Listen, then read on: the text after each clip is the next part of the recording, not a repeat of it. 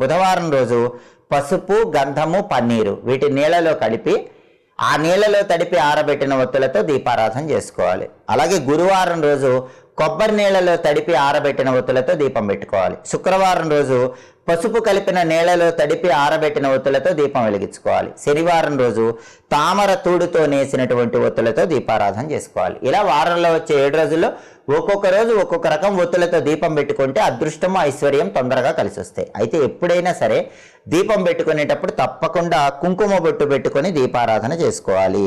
ఈ కుంకుమ బొట్టు పెట్టుకునేటప్పుడు కొన్ని నియమాలు పాటించాలి. ఎప్పుడైనా కుంకుమ బొట్టు పెట్టుకునే ముందు కాళ్ళు చేతులు శుభ్రంగా కడుక్కొని పార్వతీ పరమేశ్వరులను స్మరించుకొని శ్రీమాత్రే నమః అనే మంత్రం జపించుకొని కుంకుమ బొట్టు పెట్టుకోవాలి. కుంకుమ బొట్టు ఎప్పుడు కూడా మధ్య వేలుతో పెట్టుకోవాలి. దేవతా విగ్రహాలకు కుంకుమ బొట్టు పెట్టేటప్పుడు ఉంగరపు వేలుతో కుంకుమ బొట్టు పెట్టాలి. కానీ మనం కుంకుమ బొట్టు పెట్టుకుని